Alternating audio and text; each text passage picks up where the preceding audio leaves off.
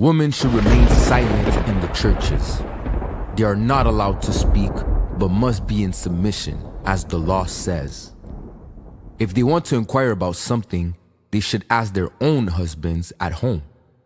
For it is disgraceful for a woman to speak in the church. Samuel said to Saul, I am the one the Lord sent to anoint you king over his people Israel. So listen now to the message from the Lord. This is what the Lord Almighty says. I will punish the Amalekites.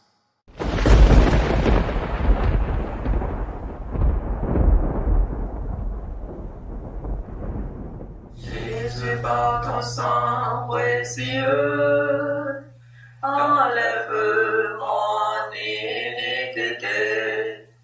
Regarde-moi sur les cieux, dis-moi que tu m'as pardonné. J'ai longtemps erré cœur rebelle, mais j'entends ta voix qui m'appelle. Au pied de ta croix maintenant, tout confus, brisé, je me rends.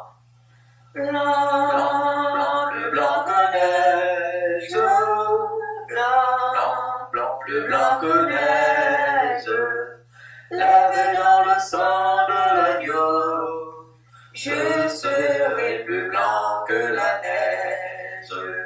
Now go, attack the Amalekites, and totally destroy all that belongs to them.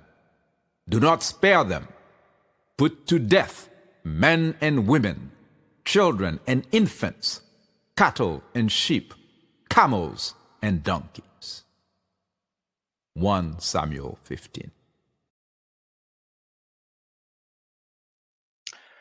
Greetings and thank you for connecting to your program, God is Not White, this Wednesday evening, the 11th of June.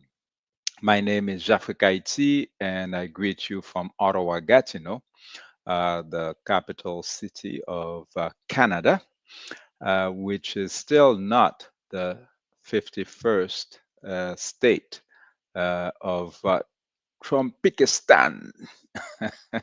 We hear that this is how they are going to rename the land formerly known as the United States of North America.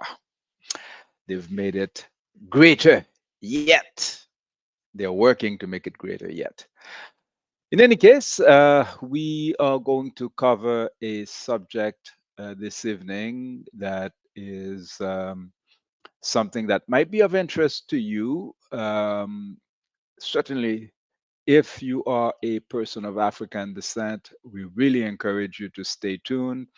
If you are not, it is likely going to be of interest to you to understand how people of African descent have been negotiating our relationship with Judeo-Christianity over the years, as it is something that is also of interest to others for the interaction that we have with each other.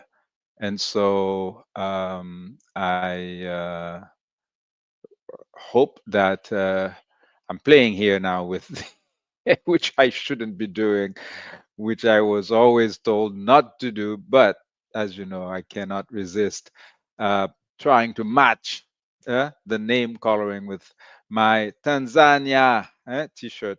Later on, I'll explain why I'm wearing this t-shirt tonight. Okay, tonight we have a program that is very similar to what you are accustomed to, except that we are inviting you early to consider joining by phone. And I am now putting on the screen the phone number where you can reach us and participate in the call.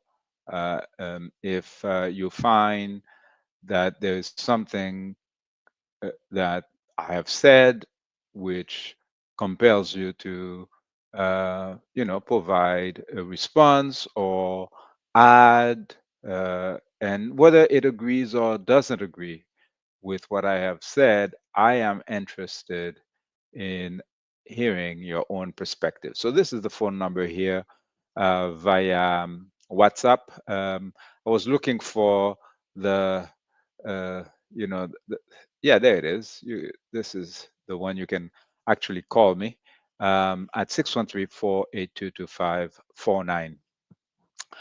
This evening, in God is Not White, uh, we are going to talk about the necessity or the importance of history. Uh, in particular, we are going to make some references to the very popular film that I had the privilege of watching yesterday, Sinners, um, Ryan uh, Coogler, I believe, film. And it deals a lot with historical facts. I learned a lot uh, during the film and afterwards, watching some of the analysis of the film by others who are more knowledgeable, who help decode some of the themes covered in the film that I had missed. It's really, really something that I'm encouraging people to take on. Last week, coincidentally, we spoke about the impact that Beloved, this film from 1998, produced by Oprah Winfrey and others, including Jonathan Demme, Danny Glover, that dealt the psychological impact of racial slavery on the survivors.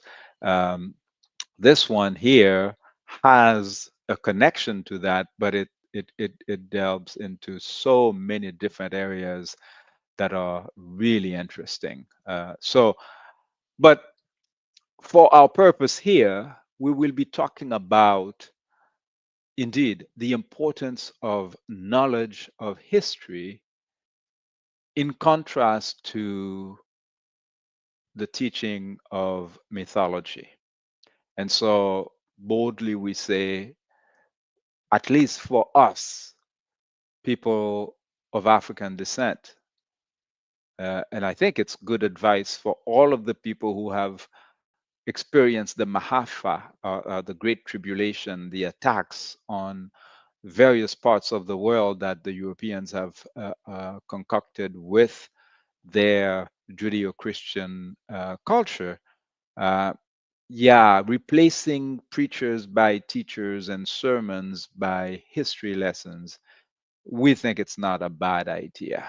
The time has come, and you will see why we speak about this with a sense of urgency.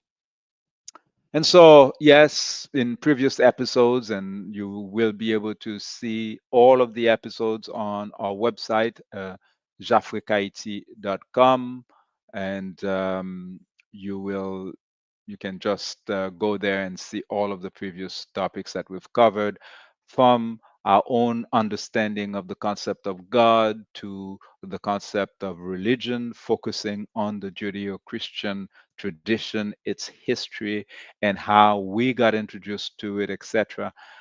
And the various strategies that people have undertaken to adapt to it or adapt it to their lives, such as liberation theology, things that are trying to bring some justice into the practice. But we discuss why many of these measures are simply insufficient because of the extent of the damage that has been inflicted on people's minds. And this is, again, something that is very much discussed in the film Sinners, as we will see later. Okay, so history is quite different than what has been you know, put into books. There are very different forms of transmission of historical knowledge. And, for instance, if we were teaching true history about what's happening today in Los Angeles, for instance, California, um, it might be helpful for the people who are implicated in that conflict to know the true history of the people who've been on that land, on those lands, uh, for time immemorial, as the first peoples often say, right?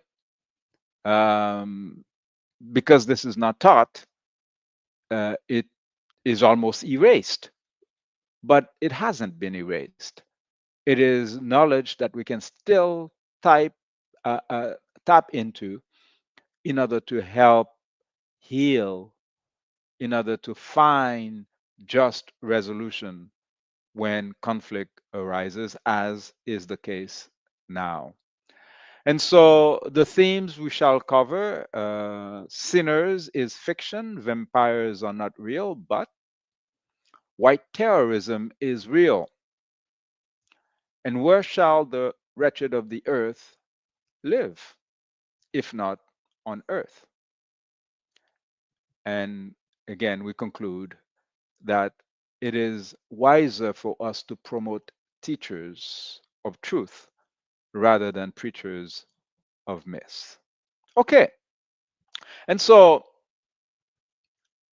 an interesting illustration of what we're trying to say here is found in this excerpt from the BBC reports and covering, the riots in Los Angeles, and the statements by the 70-year-old man who is described as a Mexico-born Texas resident, a naturalized US citizen who supports the deployment of troops to put down what he considers to be shameful protest in California. Demesio Guererro is quoted as saying, "It is a shame that people who have come to this country to set themselves up are doing this, the riots. I tend to think that many of the rioters are people with criminal histories, violent protesters, people that want to be here to create a future and have a family in this generous country would not be doing that. Many are even waving Mexican flags. That's so shameful. I respect the president in so many ways. He's a guy who knows how to get things done. He is the law and order president. What was he supposed to do? Let them burn trash? Let them destroy Los Angeles?" And you can see in the picture on the left another excerpt from the news media. Uh, that's from June the 9th. And, protesters who are in conflict with the National Guard, which Donald Trump has mobilized, in his view, to bring back order. Yet the protesters keep on saying, "We are not afraid of you," and, cursing them and using all kinds of not so nice epithets to describe ICE and the LAPD even. So the conflict is real. And whereas you see Mexican flags, but clearly not all of the protesters are the descendants of the Olmecs, the Aztecs, the First Nations people of the Americas who've been dispossessed of California a couple of hundred years ago.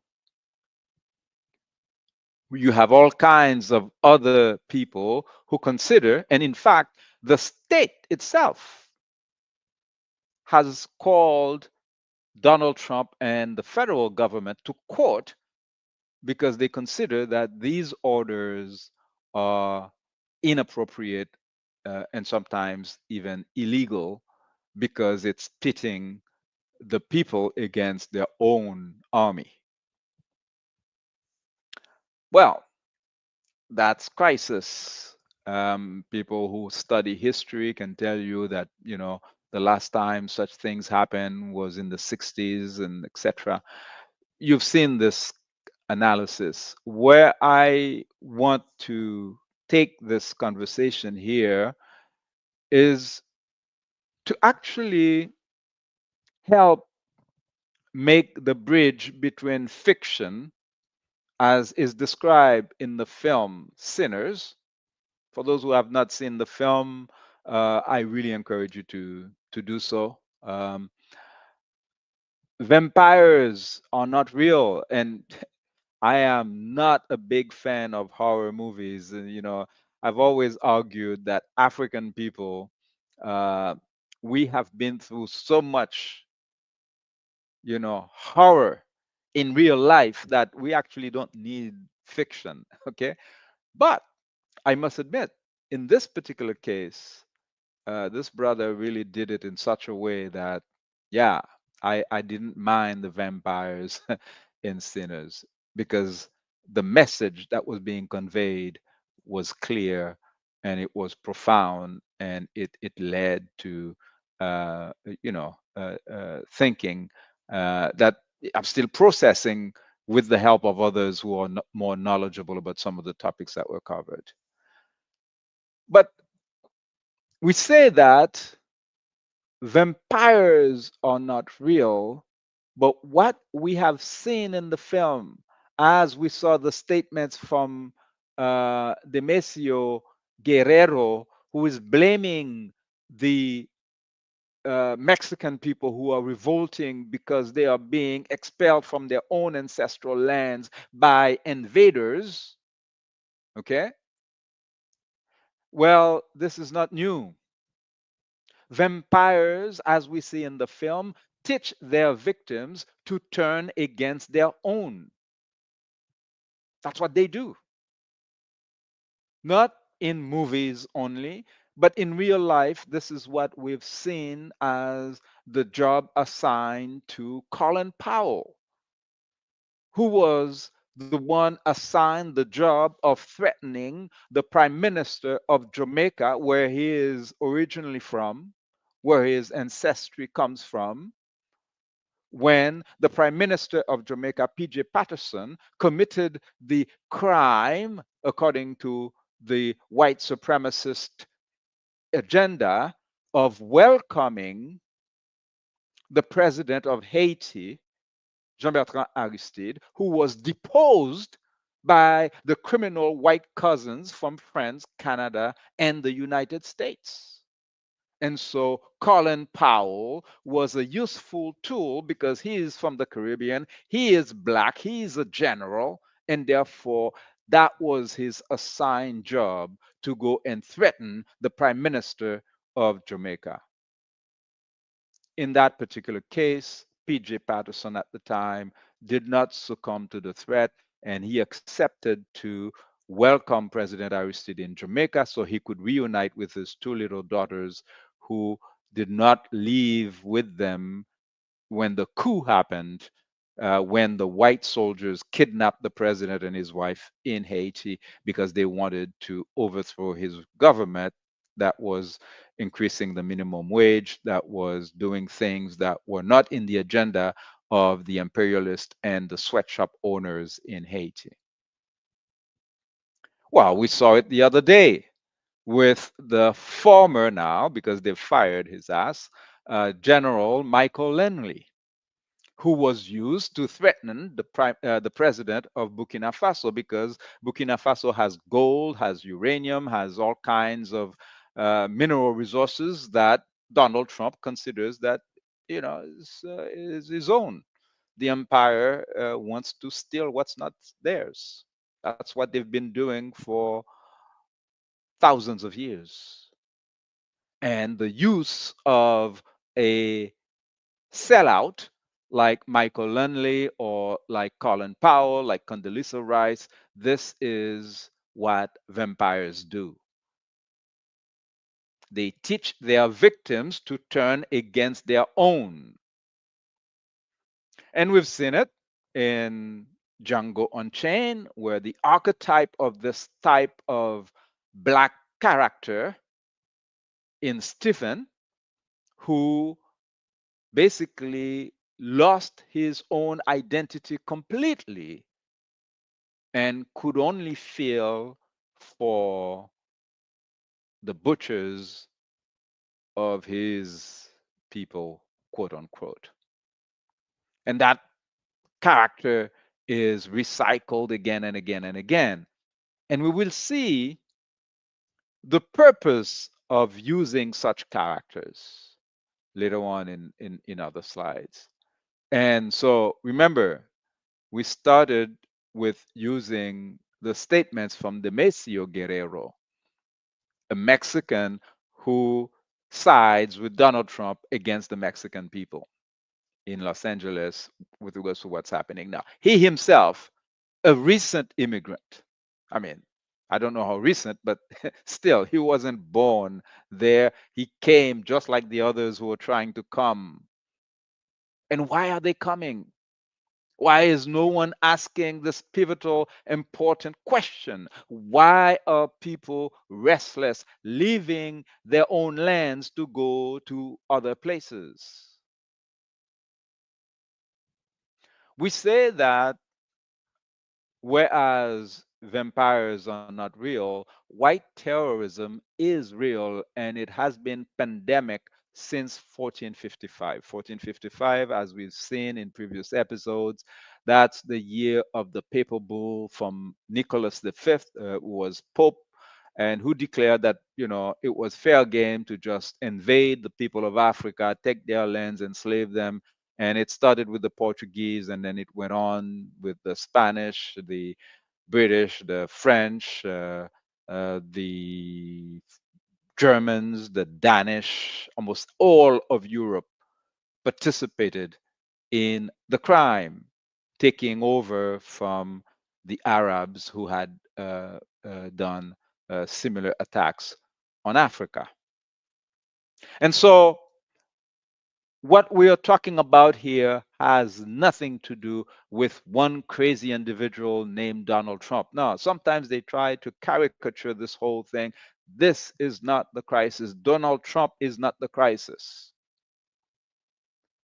It is much larger than that. It is much older than that. It is deeper than that. And we must face it to solve it. Just a quick example of why you cannot pin all of this racism on just Donald Trump. The picture here that we see with the cowboy sending his lasso against the black child who's trying to cross over to enter the United States after crossing so many countries in Latin America. These are Haitian brothers and sisters. And why are they leaving Haiti, an island where it's 32 degrees year round, to face animals that they have no knowledge of in the Amazon forest? Because a fire has been lit in their paradise island. And that fire was lit by the CIA. Yes, by the same government that is stopping them from finding life in the United States. And so their house is on fire. They're running to save their lives. And then the lasso is ready. So, who was president then? Not Donald Trump. Joe Biden was the president at the time, and the vice president was a so called black woman, Kamala Harris. So it makes no difference whether the person who is in the White House is pink or brown. Okay? It doesn't matter. they are in the White House and they follow the agenda. And what is the agenda? Well, who is better placed to describe the agenda than the Foreign Affairs and Security Policy Chief of the European Union, Joseph Borrell, whom we've quoted before in previous episodes, who says the gardeners have to go to the jungle. Europeans have to be much more engaged with the rest of the world. Otherwise, the rest of the world will invade us by different ways and means. Okay? So, this is why you have French soldiers in Africa creating mayhem, killing Africans, fueling terrorism, so that French companies can steal the uranium so that they can use it for their power supply in Europe. Meanwhile, they are guarding the ocean in the Mediterranean so that these same Africans, the owners of the uranium that they're stealing, cannot follow in the same ocean the path of their resources that are being stolen inside of Europe. And Joseph Borrell says that's their duty as gardeners, because Europe is such a precious, beautiful little garden that, playing defense is not enough. They need to be on the attack. And so, no, Donald Trump is no Lone Ranger. He has many cousins who may speak differently, but essentially they follow the same script.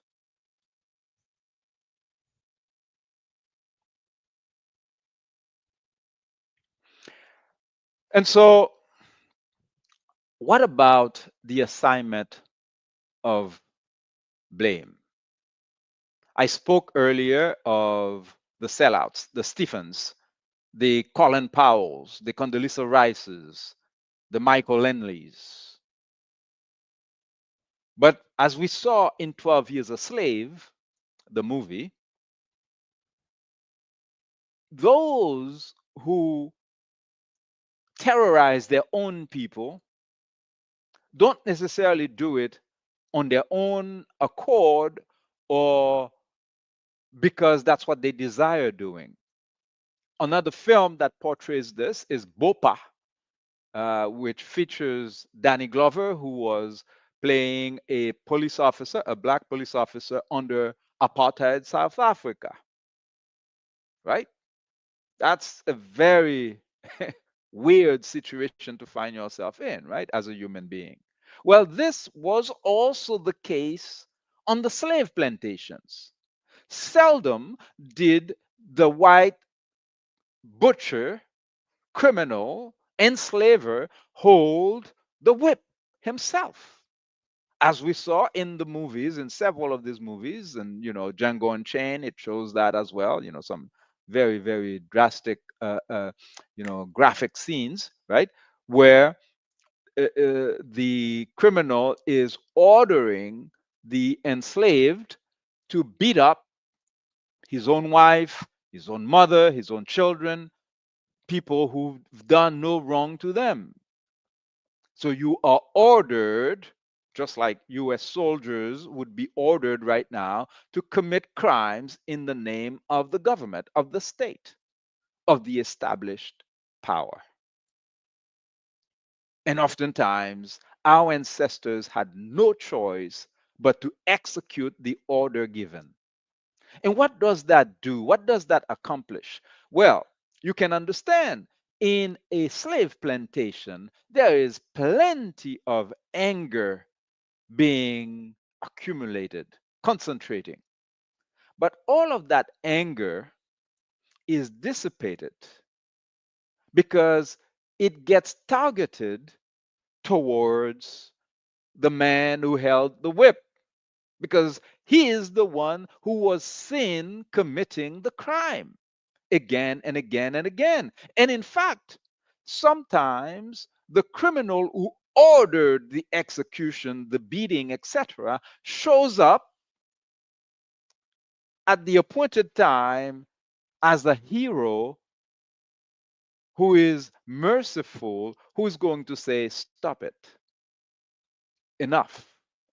And therefore, there is a chance that the just anger that the people who are being terrorized have accumulated will focus on the slave driver, the plantation overseer, as opposed to the plantation owner.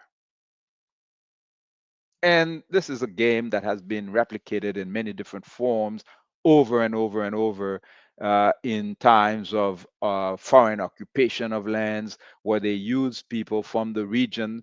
Right now, they have Kenyan soldiers in Haiti that's funded by the United States, Canada, and Europe. You have Kenyan soldiers, Rwandan soldiers in the Congo. It's the same game. You displace the animosity, the hatred, the anger. And so I will use those two these pictures here to illustrate that point further. The image on the right with the lady, elegant lady in the red uh, uh, um, dress, carrying her baby. It looks like a male baby or child. This is in Haiti. And this is Haiti in a period of decadence where in the middle of the city you see so much trash and uh, water all over the place. But in the middle of all of that, you cannot escape the dignity, the pride, the courage of this mother carrying her son. And you try to imagine all kinds of thoughts going through the heads of this elegant black woman. Well, contrast this image to the right to the one in the center. This is a painting by a well known Brazilian artist, Lucilio de Albuquerque. And yeah, the title of the painting here translated Black Mother, but you can research that on the internet under the name Lucilio de Albuquerque.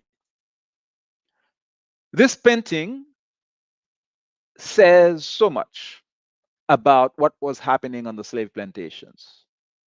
Imagine the conversation, this mother looking at her male baby lying away from her, looking at the white infant suckling the breast milk that belongs to him, but that is being stolen.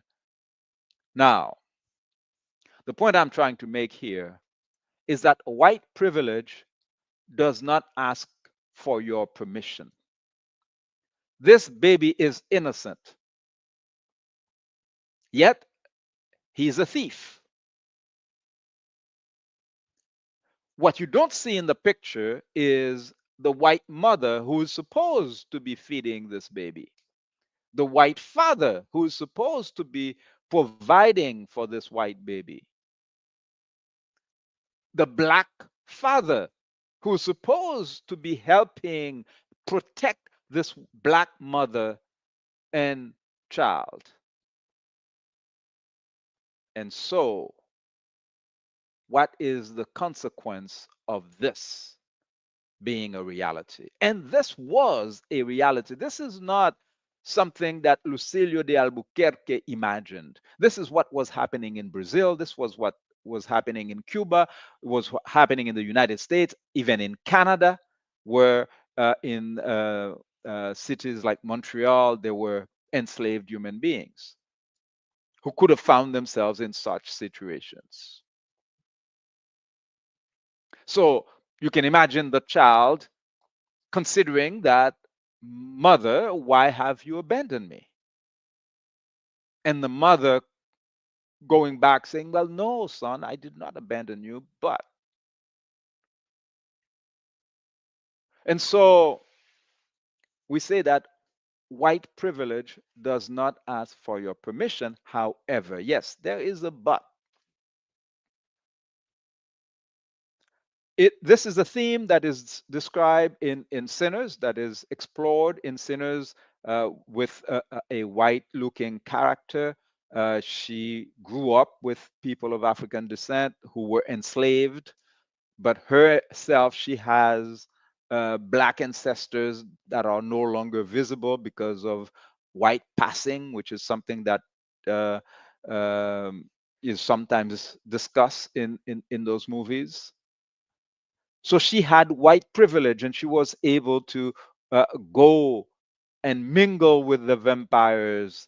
And she saw herself as an ally of the Africans who were being targeted for destruction by the vampires.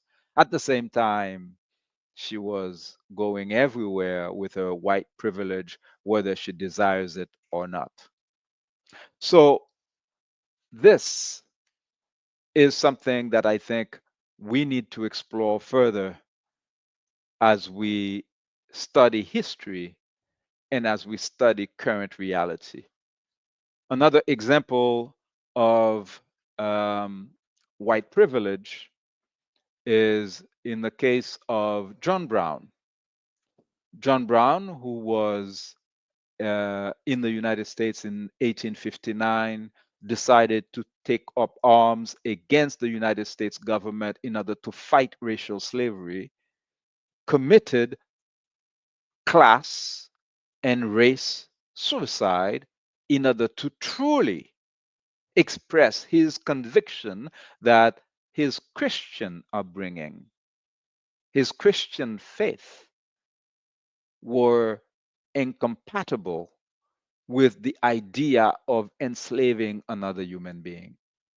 And so he committed the ultimate sacrifice to shed away his white privilege. But John Brown had white privilege whether he accepted it, desired it, or not. Because, like we said earlier, white privilege does not ask for your permission. But you need to actively reject it. And now I will bring it to the personal. I'll show you a few minutes that is related to that third image on the left, and then I'll explain to you what it was.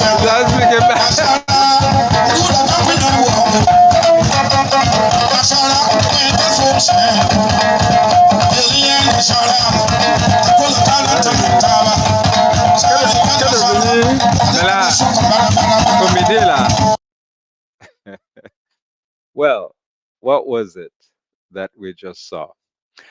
This was in Ouagadougou a couple of weeks ago. And this brother who's on stage singing with the dancers, this is a common practice in African culture where the artist is calling your name, praising you, talking about your history, your lineage.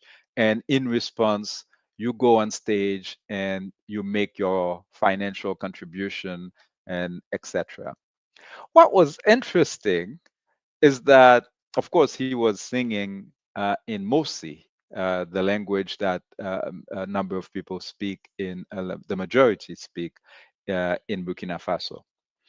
And the friend who was translating for me told me that it's you, like he's referring to you, because of course, I had no idea that he was referring to me, except that every now and again I started to sense that he's pointing at me.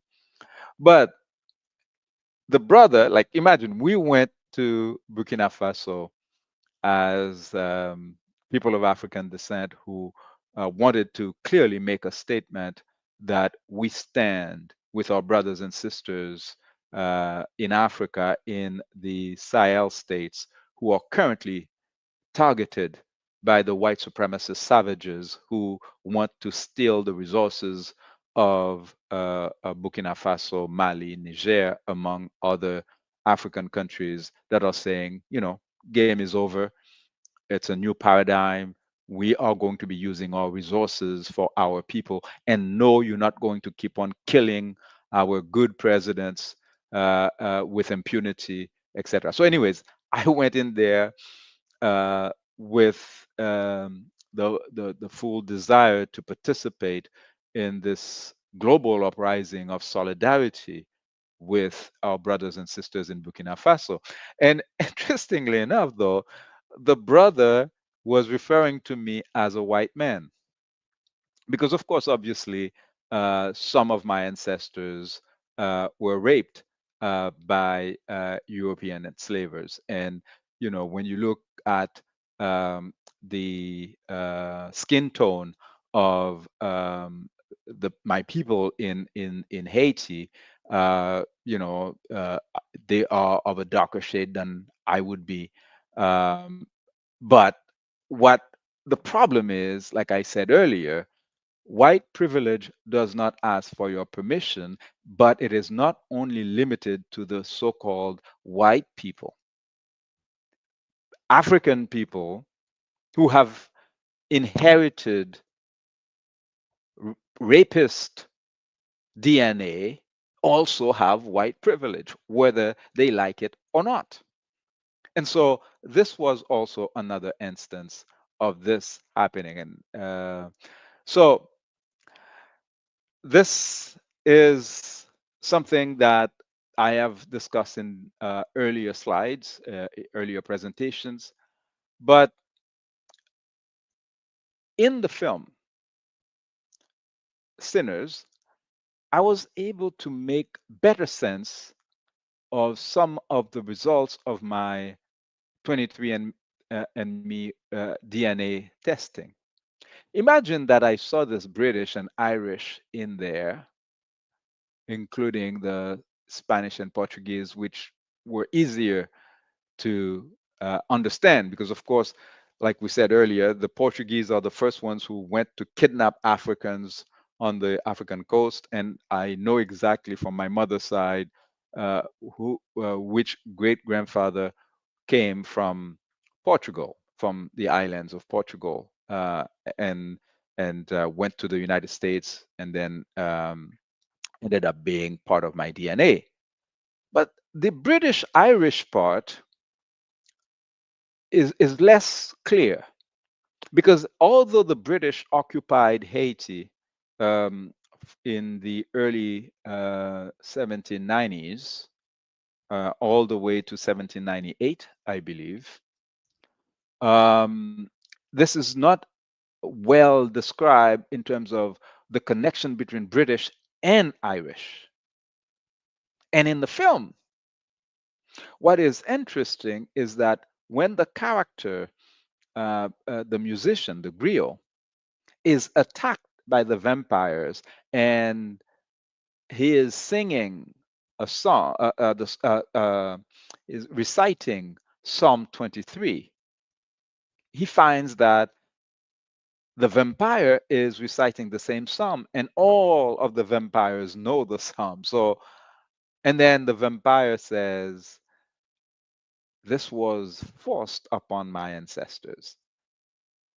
Yes, his Irish ancestors who were oppressed by the British, who imposed Judeo-Christianity, Catholicism on them, and took them as indentured servants to the Caribbean. And so I could have told my Mosi brothers and sisters, well, look, my DNA is 70% African. I have Ghanaian, Liberian, Sierra Leone, Angolan, Congolese, Nigerian. Yeah, I could have said, I have Native Americans, but that doesn't matter, brother. The fact is, it is not really the DNA composition that is being discussed here.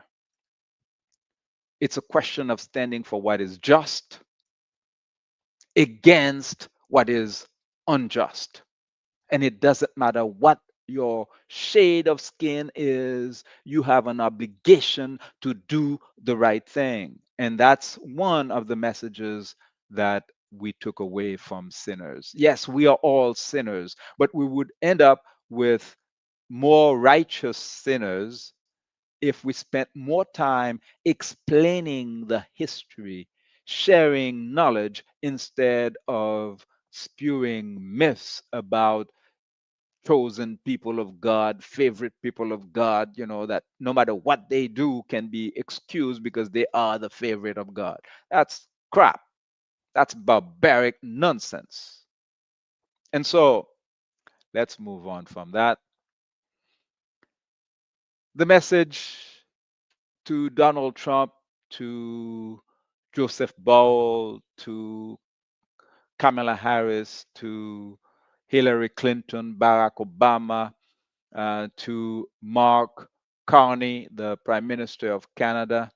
Uh, no one is illegal on stolen land. As we discussed in the previous episode, these um, repentance that are spewed every now and again about land acknowledgement mean nothing.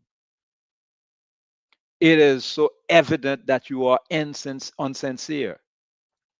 Insincere? I don't know how you say it. English is my third language, anyways. Right? How can you be doing land acknowledgments right, left, and center, and then you have these riots happening in Los Angeles against the people who are of the land, whom you're trying to chase away? So, what do these land acknowledgments mean?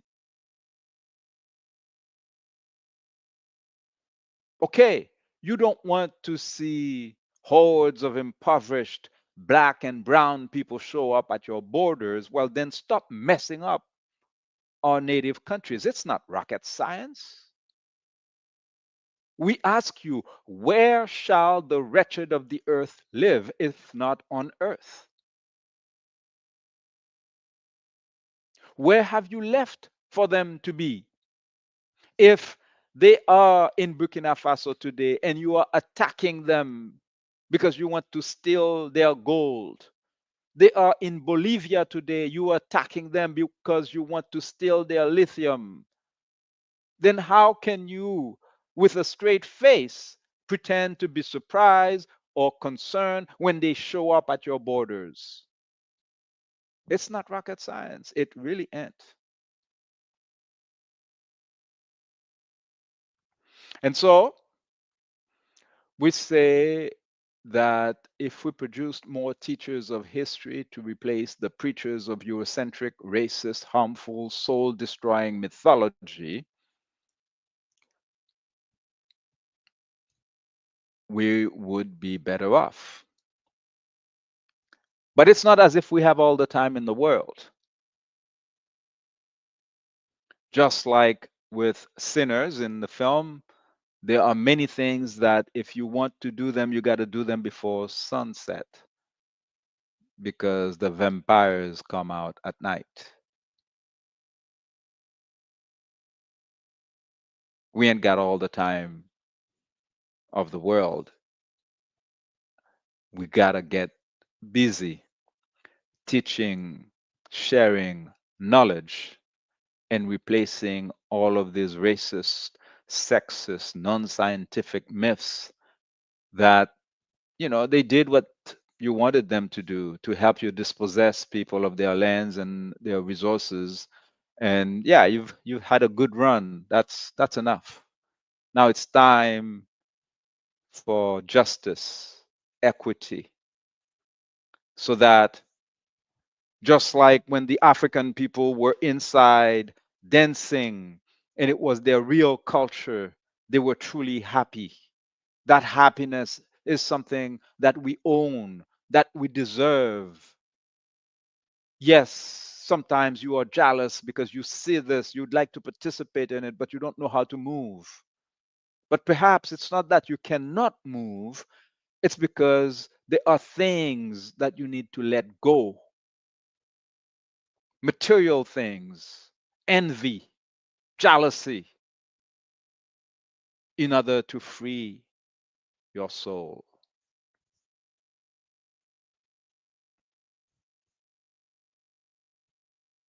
That's why we propose Remembré.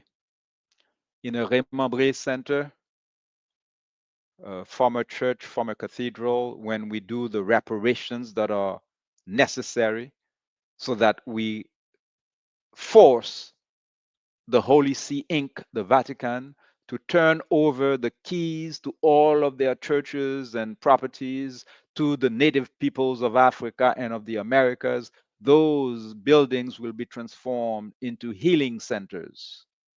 And so, in those healing centers, we will not have preachers of myths, but teachers of history. Teachers who will tell the children of Ouagadougou about Jean-Jacques Dessalines, the deliverer of Haiti, about John Brown, this white man who committed class and race suicide in the United States in 1859. And his sacrifice so impressed the people of Haiti. The impoverished people of Haiti collected $20,000 to send to his widow in the United States and decreed 3 days of mourning for this noble brother who happened to have pink skin. In a Remembré Center, we will learn about Zumbi, who stood up in Brazil, Casilda, who stood up in Bolivia or in Colombia. Thousands upon thousands of women and men who did great things for real. The heroes of the Inuit people in northern Canada, the heroes of the Algonquin people, Tupac Amaru of Latin America, the heroes of Japan, the heroes of China, the heroes of Europe. But now we're talking about real heroes. Not people who went and steal other people's lands, but people who stood for justice on planet Earth so that we can have a better life. And so this is what I had to share with you, brothers and sisters. There isn't much time left, but let me share the phone number again. In Sinners, at the beginning, they spoke about the importance of the griot. In English, they say griot. Those who transmit the oral tradition, the history, who serve as a bridge between generations because they take the history and they transmit it over time. How important is this work? How valued are these people who are gifted with talent to play music, to heal the soul? Very beautiful film. Uh, Marie Chantal, merci Marie Nadine, insincere. Thank you. Sometimes my English is kind of messed up. You are so right about what you said concerning lands violations, and the same who violate are treating others of foreigners when themselves are. So we should not be emotional and just stand for ourselves in the light of justice. Indeed. I often say that to people from Haiti who sometimes talk about, North America, whether it is Canada or the United States, as pays blanc, un pays blanc. No, man, this is no one's country. This is not white man's country. It's not black man's country either. But it's certainly. I'm not going to let anybody tell me where I can live on planet Earth. And it's not me talking as ego and stuff. No, it's like human beings. We have no other place to be but here. And so oftentimes, I say in my presentations, if uh, some crazy Ku Klux Klan or whatever, these folks who claim that this place belongs to them would argue that I need to go back to Africa. Well, it's not a very difficult argument. I mean, we get on the same plane and I drop you in some grotto somewhere in Europe. Okay, and then I continue with the plane on to Africa. I don't mind. I wouldn't mind going to Africa, as long as the land is being left to the Algonquins, to the Aztecs, to the Mayas, to the Arawaks, to the Inuits. Yeah, no problem. But you're not staying here and me leaving. No. So if that's not the game we want to play, then we're going to have to live here together. And so that means you're going to have to behave and civilize yourself, finally. Beloved brother, the time has come for us to take the countries back so that natives can live free and in peace. The problem is that migration has become the main way that people everywhere gain access to opportunities and freedom. This means that the US should expect billions of people at the border, and this is not sustainable. Well, if it's not sustainable for them in the US and Europe, imagine how it is for those in Africa where they have started fires in their countries. That's the problem, right? If the CIA, the British Secret Service, uh, the Mossad of Israel weren't busy committing crimes in Africa, in Latin America, in all of these places, in Palestine, there would be no need for the people of these lands to leave those lands. And so let's solve the problem at source. Don't come crying to me that there are too many black refugees coming at the same moment that you're inviting white South Africans to the United States. Why isn't the land too saturated for the white South Africans? Come on. We understand the game, and there is no need for us to pretend that we don't understand it. And it is important for people of African descent in the United States to not look at what's happening in LA today as if, oh, this is the Mexicans, this doesn't concern us. What happened when Katrina, the hurricane, happened in New Orleans? The National Guard was pointing their weapons at who? Yeah, American citizens, people who were born and raised in the United States, who were black, and some of them were killed. So, so those of you who think that by having, a status as a citizen of Canada, citizen of the United States, citizen of France, these things mean nothing. This is human beings playing games. We are citizens of nothing.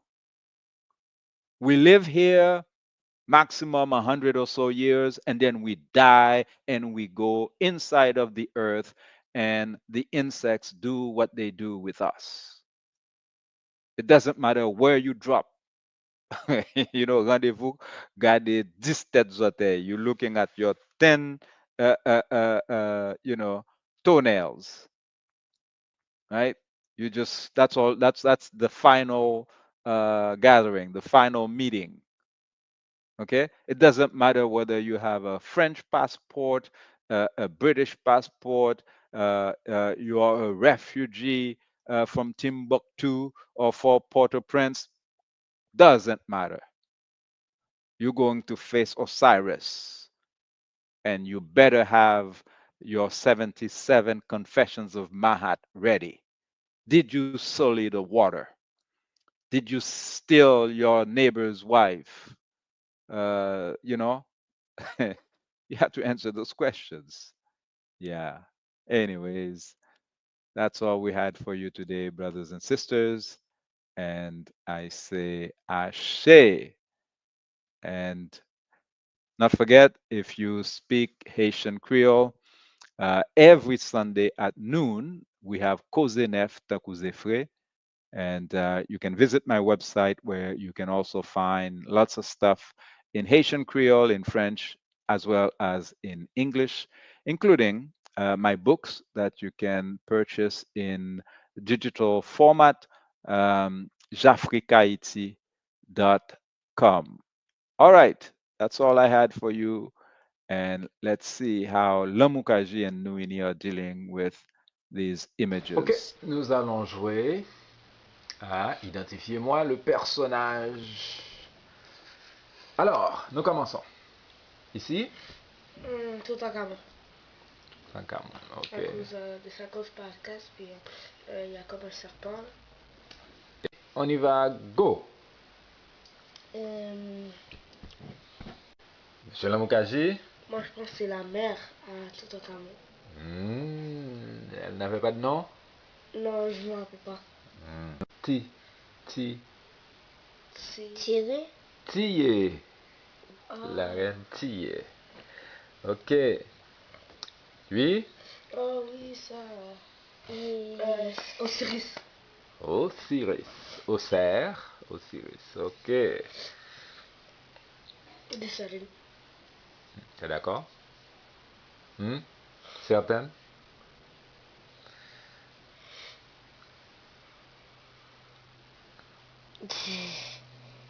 Hein? Ben, lui, il est dans mon livre de sciences. C'est Albert Einstein. Ouais. Leonardo da Vinci. Ok, maintenant nous allons voir plusieurs personnages. On y va méthodiquement. Lui-même. Et Christophe Colomb. Non, Définitivement pas Colomb. Henri Christophe. Et ouais. Pétion. Donc si ça c'est Pétion, ça c'est... Henri Christophe. Non. Moun qui te fait mettre ensemble pour drapeau. Dessalines. C'est ça.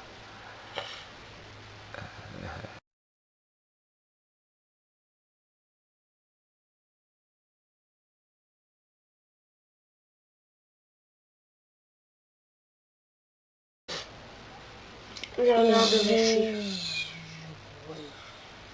Léonard de Vinci. Et toi, Nonon? Ben, je sais pas. Ok, n'a pas un petit bac. Léonard de Vinci. Léonard de Vinci, ils ont la même face. Ça pourrait. Ils se ressemblent aussi. Ça, c'est Jésus. Ça aussi, c'est Léonard de Vinci. La même face partout. Qui faisait des autoportraits.